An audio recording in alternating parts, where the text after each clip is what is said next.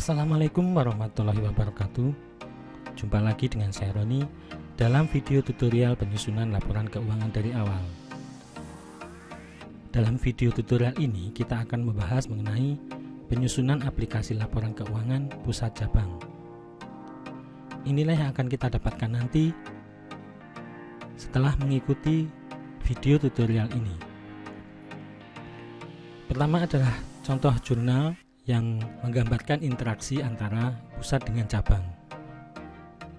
Kemudian kita akan mempelajari cara untuk melakukan modifikasi pada aplikasi laporan keuangan yang telah kita buat sebelumnya, yakni jurnal dan neraca saldo, sehingga kita nanti akan mendapatkan neraca saldo pusat, neraca saldo cabang, dan neraca saldo gabungan.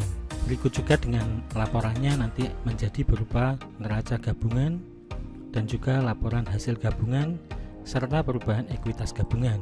Dalam neraca gabungan nanti bisa kita lihat adanya interaksi dari kantor pusat dan kantor cabang, dan di situ bisa kita lihat bahwa pengolahan transaksi yang telah kita lakukan sudah sesuai sehingga laporan kita bisa menyajikan laporan yang sesuai dan menggambarkan interaksi ini. Sebelum saya lanjutkan, saya jelaskan asumsi dari pembuatan laporan keuangan ini. Ya, ini untuk kantor pusat sudah membuat laporan keuangan seperti ini. Sedangkan untuk cabang, kita anggap bahwa cabang itu belum ada pembukuannya, belum ada akuntingnya, sehingga kita memberikan aplikasi seperti ini ke cabang. Ya, bisa saja nanti misalnya cabang memberikan laporan berupa laporan harian kas, atau kita beri aplikasi yang sama seperti ini, kemudian kita minta mengisi, terus pada akhir bulan melaporkan laporan harian kas atau aplikasi ini ke pusat, dan pusat kemudian memeriksa dan menyesuaikan jurnal-jurnal yang ada di kantor cabang. Nah, seperti itu. Jadi yang melakukan pembukuan adalah kantor pusat. Baik, kita mulai untuk membuat aplikasi laporan keuangan pusat cabang ini. Kita lihat dulu transaksi yang terjadi antara kantor kas dengan kantor cabang. Di sini ada transfer ke kantor cabang, kemudian ada pengiriman persediaan ke kantor cabang dalam bulan Januari. Nah, di sini nanti untuk cabang dia memiliki bank yang berbeda dengan bank pusat. Kemudian untuk bulan Februari transaksinya adalah kirim persediaan ke kantor cabang saja. Nah, berarti di sini kita perlu menambahkan di chart of account-nya rekening antara debit, kemudian rekening antara kredit dan bank yang baru. Nah, kita mulai dulu dengan menyesuaikan chart of account-nya di neraca saldo. Kita tambahkan untuk banknya,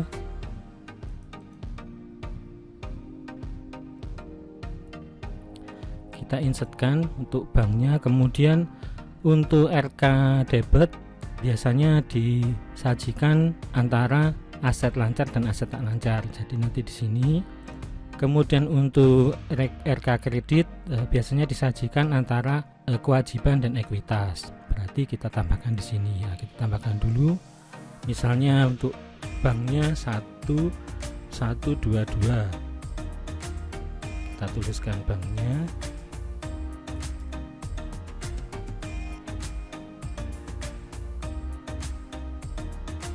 Kemudian RK-nya 1191. RK debit. Kemudian untuk RK kredit 2191.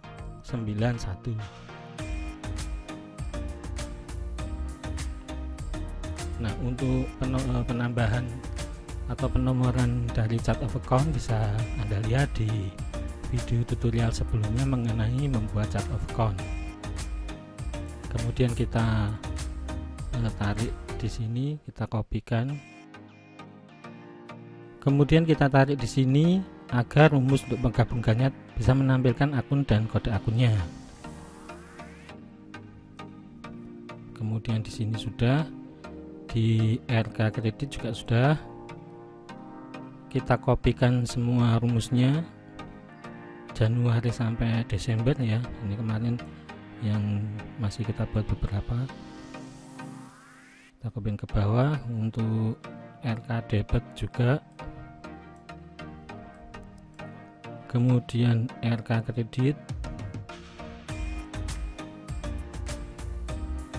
Nah, perlu diingat lagi bahwa rumus untuk yang berwarna biru dan berwarna oranye ini adalah beda ya. Ini adalah debit dikurangi kredit, di sini kredit dikurangi debit. Kemudian kita sesuaikan juga untuk kontrolnya di bawah. Kita beri spasi dulu. Kita kopikan saja yang di atas, RK debit. Kemudian RK kredit juga.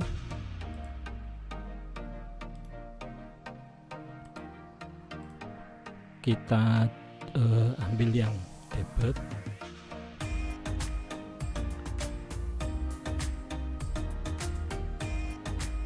dan yang kredit.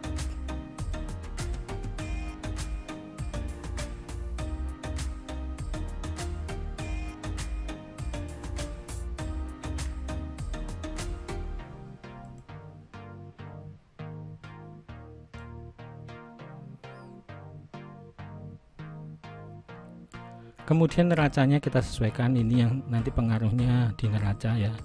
Banknya tadi bertambah 1.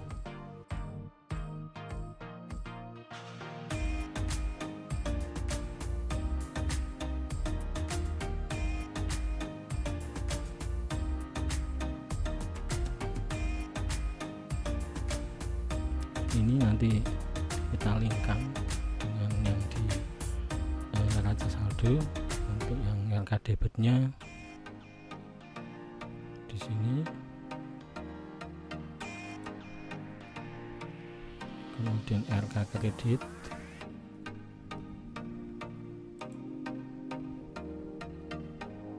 di sini, dan banknya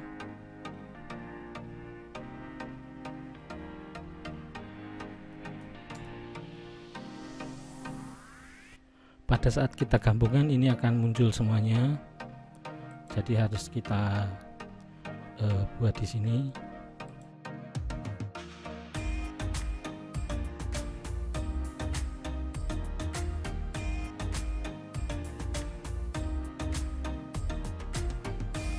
Ini kita tarik rumusnya tadi belum tertarik.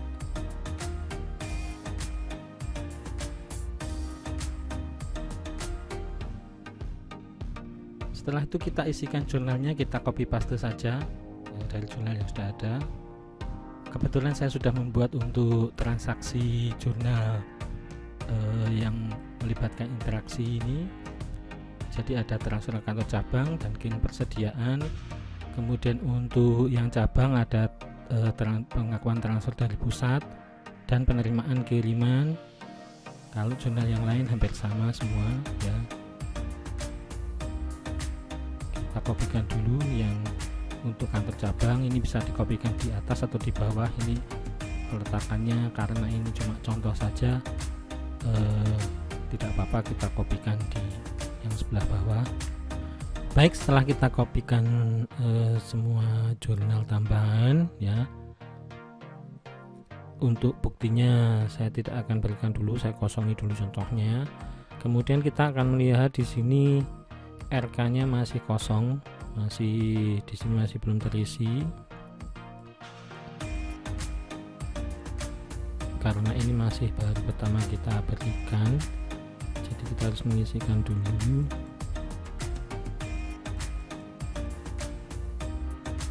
Nah, seperti ini semuanya.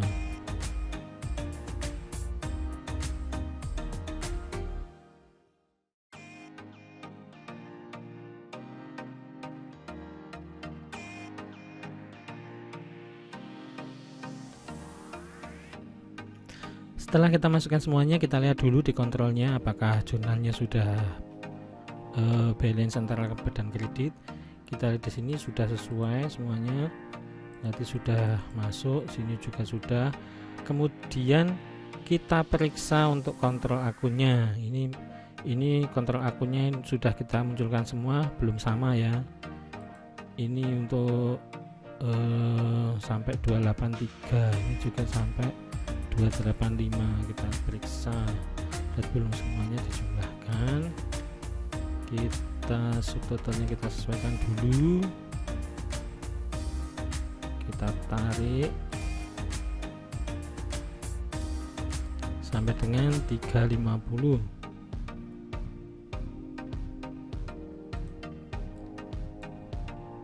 Sampai dengan 350, ini juga kita sesuaikan 350.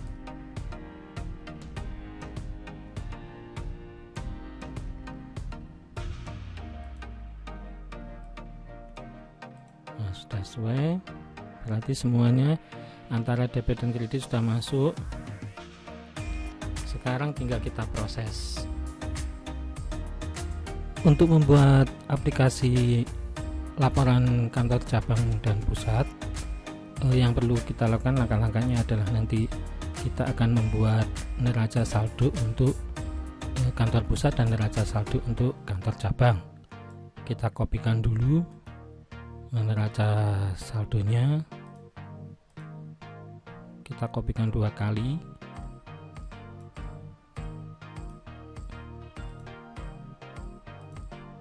Satu untuk kantor pusat dan satu untuk kantor cabang. Jadi nanti neraca saldo yang awal kita buat ini adalah jumlah dari yang pusat dan yang cabang. Kita ganti namanya dulu. Ini namanya pusat.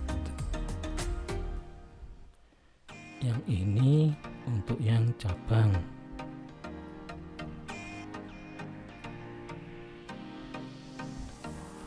Nah, kita akan menggabungkan kedua laporan. Yang pertama kita buka jurnal dulu. Kemudian di sini kita akan membuat bantuan agar kita dapat membedakan antara jurnal pusat dan jurnal cabang, sehingga jurnalnya nanti bisa terpisah. Jurnal pusat di neraca saldo pusat, jurnal cabang ke neraca saldo cabang. Kita buat bantuan di sini, kita insertkan. Kemudian kita beri nama bantuan 4.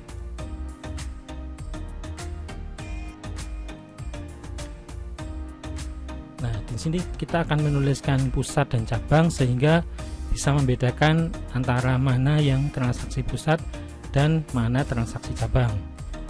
Kita tuliskan saja yang sini pusat gitu. Kemudian kita kopikan untuk semua laporan pusat.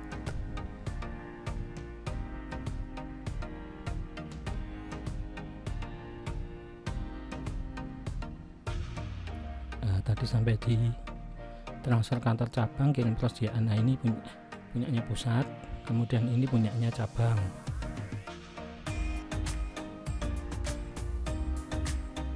Kita kopikan ke bawah untuk semua transaksi cabang.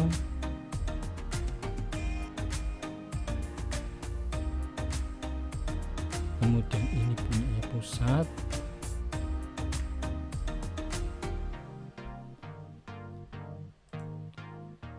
Kopikan untuk semuanya laporan pusat.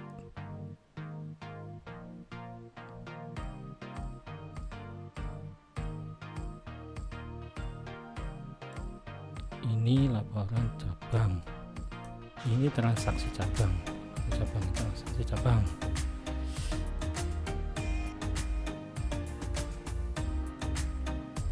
Nah, selesai itu kita akan membaca yang pusat. Di sini kita tuliskan saja pusat untuk kunci pembacanya. Kemudian di sini kita tambahkan saja. Jadi jurnalnya kemarin membaca nama yang sama dengan akunnya, kemudian nama yang sama dengan bulannya. Ini kita tambahkan lagi, syaratnya adalah membaca yang pusat. Nah, seperti ini. Kita lihat di rumusnya di sini, kita tambahkan saja, kita beri titik koma di sini. Kemudian yang dibaca adalah kolom ini, titik koma, tiang pusat membaca ini, membaca kuncinya pusat. Kita F4 untuk mengunci karena nanti kita kopikan ke bawah. Kemudian yang di akhir juga, ini kan debit dikurangi kredit dan kredit dikurangi debit, titik koma yang dibaca di jurnal tadi di sini ya. Kemudian titik koma pusat ini yang dibaca, kita F4, kemudian kita enter, kita kopikan sampai dengan yang berwarna biru saja. Kemudian yang bawah juga ini kita kopikan yang berwarna biru.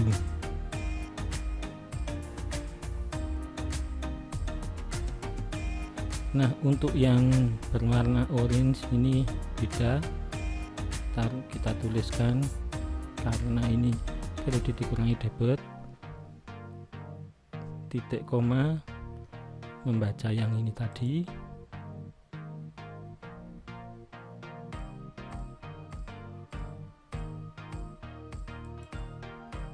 titik koma membaca kuncinya,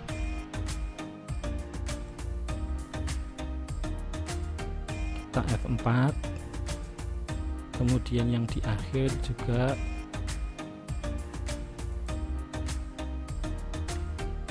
titik koma membaca yang di sini, titik koma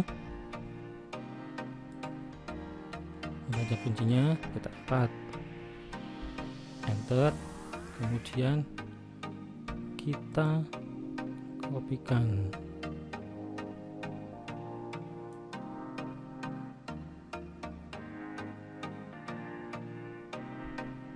Kita tulis dulu ya, sudah. Sama untuk yang bulan Februari.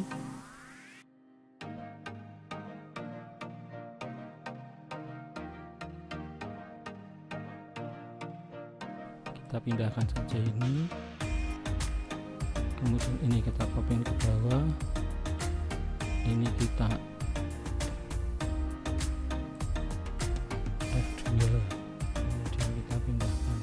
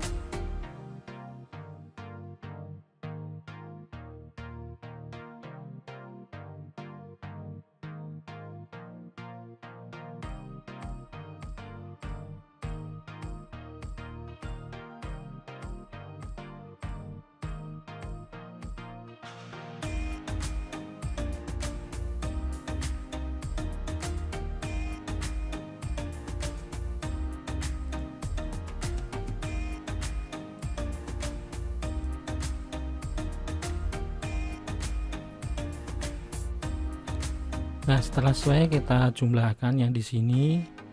Untuk saldo awalnya ini tetap, kemudian yang di pusat sama cabang ini kita hapus saja biar tidak membingungkan.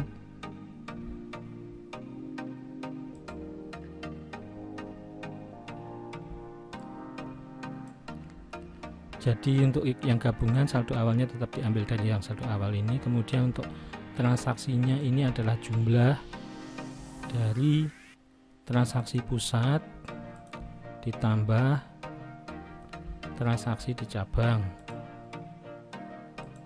kita enter, kemudian kita kopikan ke semuanya. Ini cuma penjumlahan, jadi bisa kita kopikan semuanya rumusnya. Nah seperti ini. Nah sudah selesai. Nah ini sudah sesuai, ini juga sudah sesuai.